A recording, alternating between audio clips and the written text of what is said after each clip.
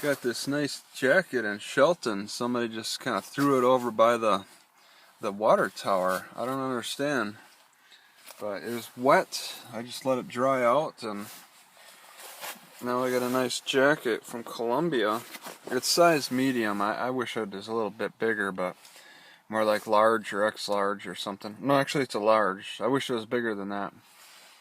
Alright, so after pooping this morning in the forest again, I really came to think later that I have to change my mindset about where I poop, about how I deal with that. Even pee too, but mostly think about pooping. That's a little more difficult to deal with. I watched a YouTube video about some guy talking about his digging equipment, using this more portable spades. This isn't very portable. I probably should consider something even smaller than this for my bag. But it's like, I shouldn't have to worry about about holding it in and then trying to find the nearest bathroom. Sometimes it's just, when I'm in a new area, it's impossible. You know, if I know where the bathroom's at, sometimes it's just, I don't want to have to make that run while I'm holding it in. I just want to find a good convenient spot to go. And that's where this spade comes in. I generally take tissue and build up on tissue a lot from the bathrooms and stuff, the public bathrooms, and carry it around in my bag. But I just can't poop on the ground and then throw tissue on the ground and walk away from that. Like, then that's what the guy was saying, and I never really gave it much thought. I thought that's just what I had to do. But the guy's like, you should show a little more consideration about your pooping in the woods. He's like, hey, I get annoyed by seeing poop in the woods with tissue scattered all over. Maybe you should consider burying it.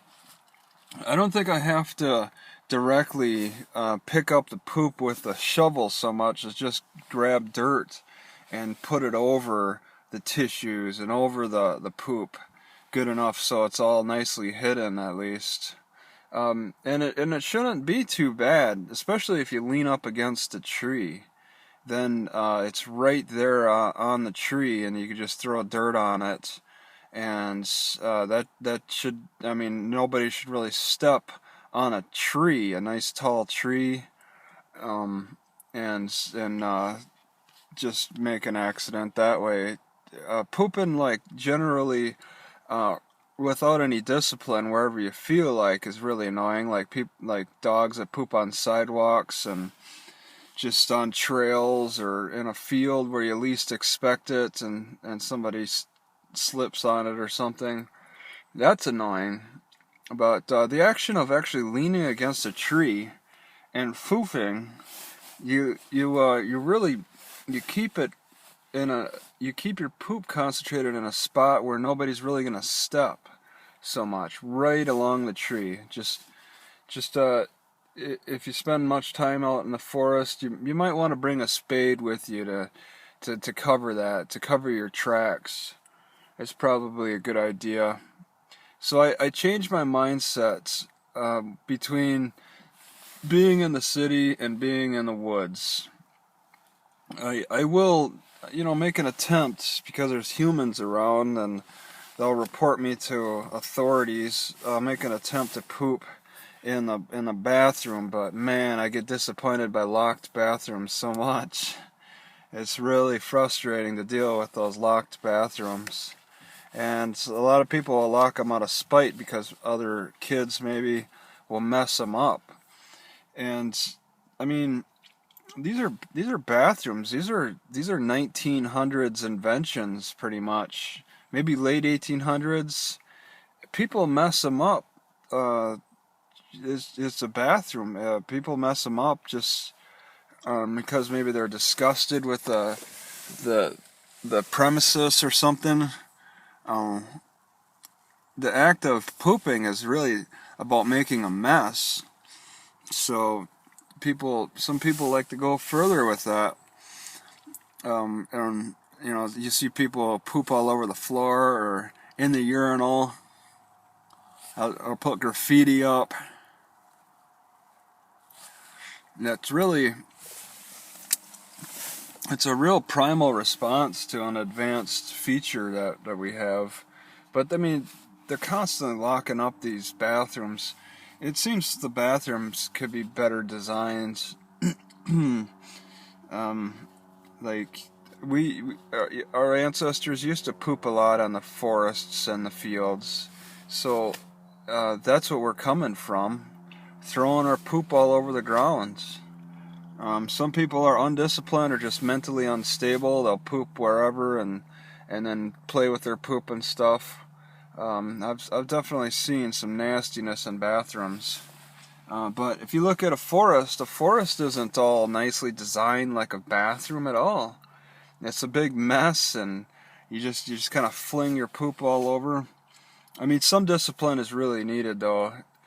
I was reading this autobiography of a woman who lived in the 1920s. As a child, she said in the countryside, she'd just poop and pee wherever. She'd just drop and squat wherever on her family's property. You know, that could use a little more discipline, but it's not healthy to have to hold it in and try to find desperately a place to poop or pee, and then end up getting in a situation where they lock the door. You see videos on YouTube where people just kind of poop on the floor in a mall or something. That's natural. It may be nasty, but it's really natural. You don't want to hold it in. Holding things in is really more cancer causing. Holding on to too much energy, too many things in your body. You don't want to let things coagulate in your body. You really want to eject them as quick as possible. And when you're in the city and businesses are locking doors all the time on you, it's difficult. You have to give in to your more natural biological urges. But that should be a reminder to try to push a lifestyle more on the edge of society, between society and the natural forest, so that you can relieve yourself in a more natural way, just not having to worry about humans catching you or running into a bathroom and holding it. You just find a decent tree that's kind of isolated and poop, and then cover it up with your spade, a nice digging tool, and be on your way. It should be as simple as that. That's how simple it was for a long time. Bathrooms aren't that new. All right, bathrooms haven't been around for that long.